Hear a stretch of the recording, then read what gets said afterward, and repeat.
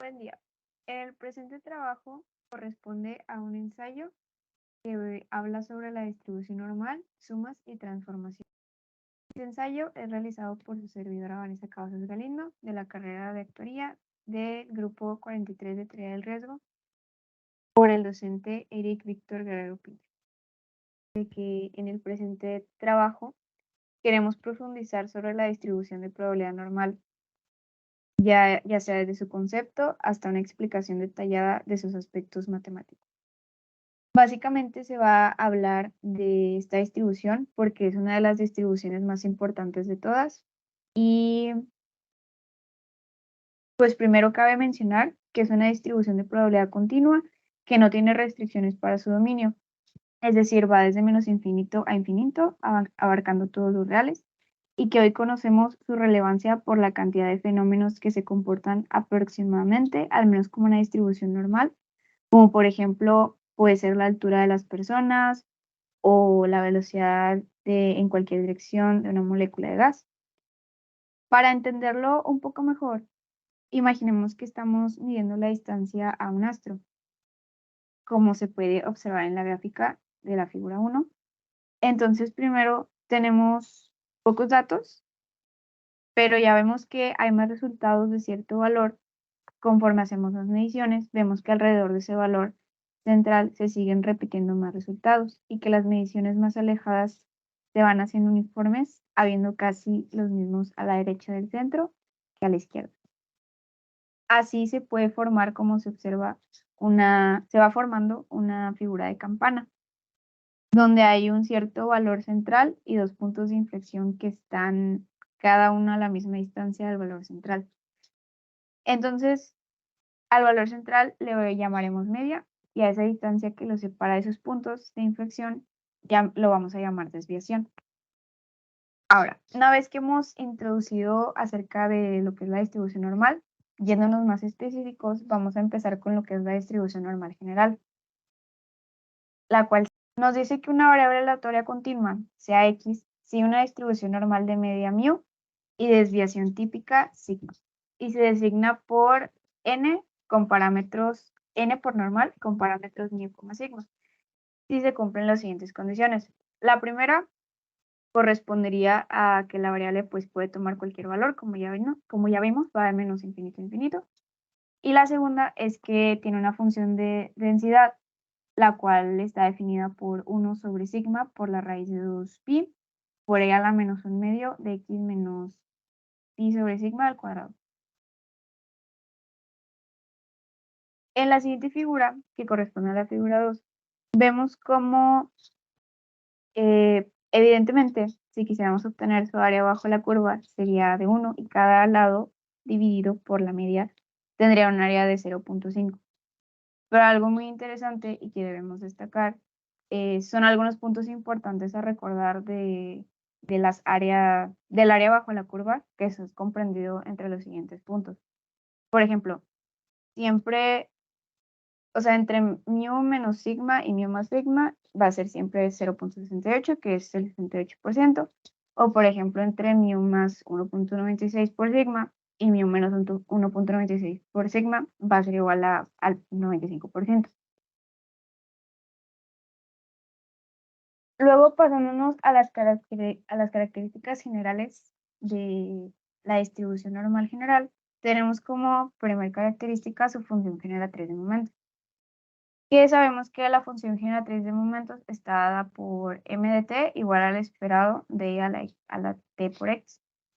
Partiendo de esta definición, sabemos que tenemos la integral de menos infinito a infinito, que es el dominio de la distribución, de a la t por x por la f de x. Sustituyendo la función en esta ecuación, de este lado tenemos cómo se juntaron las exponenciales. De esta manera vamos a realizar un cambio de variable, donde tenemos que t es igual a x menos mu sobre sigma, y nuestro d de t va a ser d de x sobre sigma. De esta manera, sustituyendo los valores y cambiando y disminuyendo términos, nos topamos con otro cambio de variable. Haciendo esta sustitución en la ecuación, y resolviendo, tenemos que nuestra función generadora de momentos para la distribución normal general es igual a E a la T por mu más T cuadrada por sigma cuadrada entre 2. Y partiendo de esta función, vamos a obtener la media y la varianza. La primera derivada de la función obtenemos, tipificando para T igual a 0, obtenemos mu, que de esta manera llamemos a mu como M1. Y para la segunda derivada, también tipificando T igual a 0, obtenemos sigma cuadrada más mi cuadrada. Llamemos a esta nuestra variable M2. Por lo tanto, tenemos que para nuestra distribución normal general, el esperado es igual a mu, sabiendo que el esperado es el primer momento. En este caso, pues sacamos la primera derivada.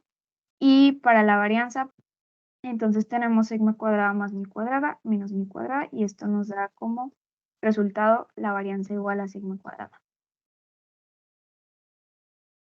Luego tenemos otra distribución normal, que digámoslo es una distribución tipificada o estandarizada, como ya la conocemos, y es la que regularmente pues utilizamos en los ejercicios, la cual nos dice: la distribución normal estándar o tipificada es aquella que tiene por media el valor 0 y por desviación típica la unidad 1.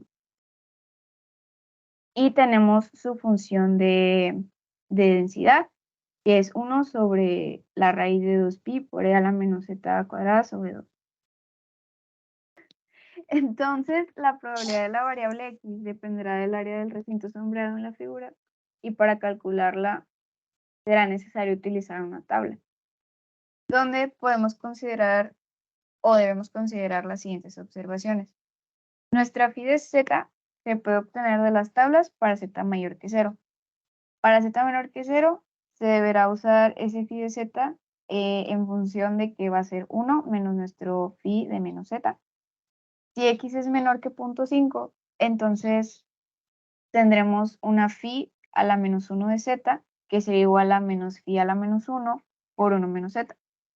Y cuando busquemos el valor de phi de z o de phi inversa de z sobre el valor más cercano en la tabla, no se tiene que interpolar.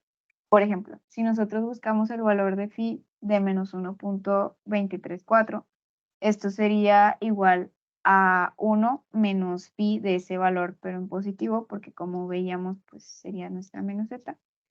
Y si nos vamos a nuestra tablita, pues tenemos que buscar el valor de z, o nuestra probabilidad sea igual a 1.23. En este caso, la resta de 1 menos ese valor nos da 0.1093. Ahora, pasando a las características de esta distribución normal estandarizada, tenemos también, de igual manera que la distribución normal general, primeramente nuestra función generatriz de momentos, la cual está, como ya veíamos, la función general de momentos está definida por m de t igual a el esperado de a la t, en este caso cambiamos la variable por z. Entonces, para poder obtener la función generatriz de momentos, realizamos la integral de menos infinito a infinito de e a la t por z por la f de z. Sustituyendo nuestra f de z, nos queda la integral de menos infinito a infinito de e a la t por z por 1 sobre sigma por la raíz de 2pi por e a la menos z al cuadrado sobre 2. Sacando nuestro término que no dependa de la variable integral, que sería a integrar, que sería 1 sobre la raíz de 2 por pi, tenemos la integral de menos infinito a infinito de a la 2 por t por z menos z al cuadrado sobre 2. Y de esta manera, resolviendo, nos topamos con un cambio de variable, el cual, si lo sustituimos en la ecuación, tenemos al final que nuestra función generadora de momentos es e a la t cuadrada por sobre 2. Entonces, una vez conocida nuestra función generadora de momentos, a partir de esta vamos a determinar la media y la varianza. Para ello vamos a calcular la primera derivada y la segunda derivada de dicha función, simplificando para t igual a 0. El esperado de z sería el primer momento, lo obtenemos de la primera derivada, que es igual a 0. Y nuestra varianza del mismo modo, sabiendo por definición que es el segundo momento menos el primer momento al cuadrado, tenemos que es 1 menos 0, lo que nos da la varianza igual a 1. Ahora, pasando al tema de sumas y transformaciones. nos topamos con el hecho de que para poder nosotros utilizar la tabla, tenemos que transformar la variable. Entonces, si nuestra x se distribuye normal con parámetros mu, sigma cuadrada, entonces la transformación lineal sería x igual a sigma por z más mu, donde z sigue una distribución normal con parámetros 0,1. De esta manera nos quedaría la probabilidad de que x mayúscula sea menor o igual que x, y esto es igual a la probabilidad de que x mayúscula menos mu sobre sigma sea menor o igual que x minúscula menos mu sobre sigma. Y esto es nuestro phi de z, que z estaría definido por x menos mu sobre sigma. Entonces, especificando más a las definiciones de las sumas de variables independientes, tenemos dos variables aleatorias independientes, sean x y y, ambas siguiendo una distribución normal, con parámetros solamente cambiando que pues pertenece uno a cada variable. Entonces la distribución de la suma a diferencia de ambas variables es también normal con las siguientes medidas y definiciones típicas. Tenemos que para una suma de variables sean x y sean y que se distribuyen ambas normal, entonces su media estaría definida como mu de x más mu de y su desviación por la suma de sus varianzas. De igual forma para la resta de variables. Ahora, una vez habiendo visto todo el tema de las distribuciones normales, sus sumas y transformaciones, vamos a proceder con unos ejemplos.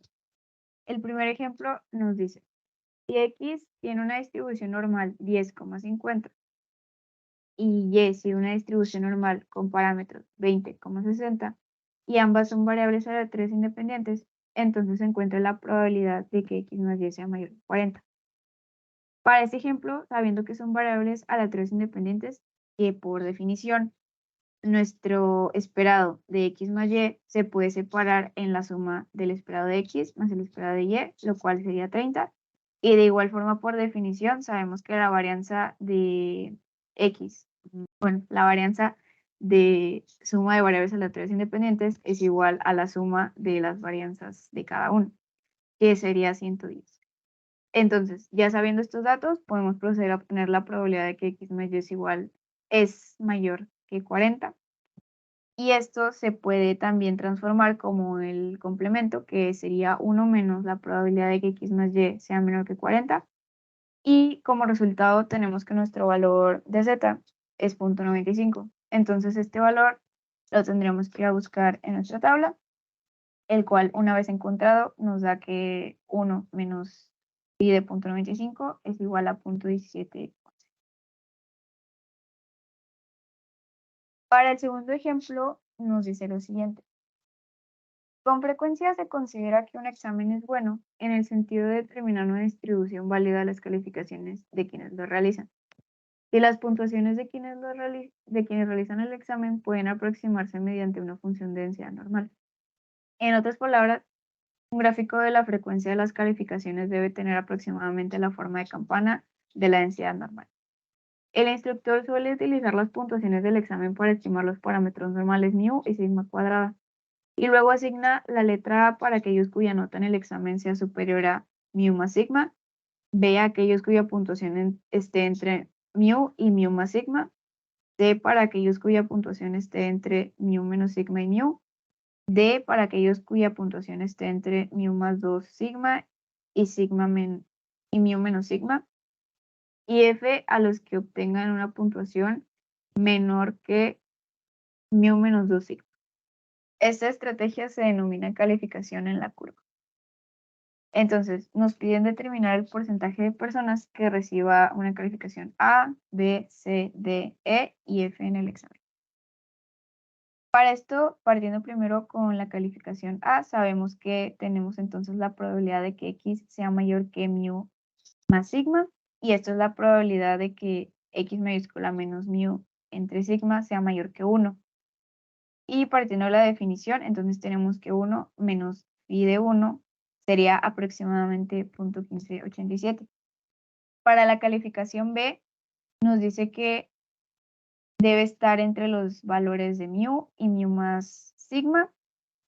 Nuestra mu vendría a ser 0 y sustituyendo los valores, mu más sigma sería 1. Entonces estamos buscando la probabilidad de que x menos mu sobre sigma está entre 0 y 1. Sustituyendo estos valores, entonces estamos encontrando, queremos encontrar la phi de 1 menos phi de 0, lo cual esto aproximadamente sería un punto 3413. Para la calificación C, estamos buscando nuestra x entre los valores mu menos sigma y mu. Sustituyendo los valores de una normal estándar, serían entre los valores menos 1 y 0. Y estandarizando para encontrar los valores de z, sería phi de 0 menos phi de menos 1. En este caso, como habíamos comentado, este phi de menos 1 pasaría a ser phi de 1, por lo que nos da aproximadamente 0.3413. Para la calificación D, tenemos la probabilidad de que x se encuentre entre mu menos 2 sigma y mu menos sigma. Esto sería entre menos 2 y menos 1. Y de igual forma, para estos valores, como ya habíamos visto en las observaciones, serían menos z por menos 2, o sea, sería al final 2 y 1 positivos, lo que nos da aproximadamente un punto 1359. La probabilidad de que de que reprueben o no pasen, que estaría nuestra x menor que mu menos 2 sigma, y esta es la probabilidad de x menos sigma, de x menos mu entre sigma menor que menos 2. Y también de igual forma, como ya hemos visto en las observaciones, este menos 2 pasaría a ser un 2 positivo, entonces esto nos da un valor de 0.0228. Y esto sería todo de mi parte. Gracias.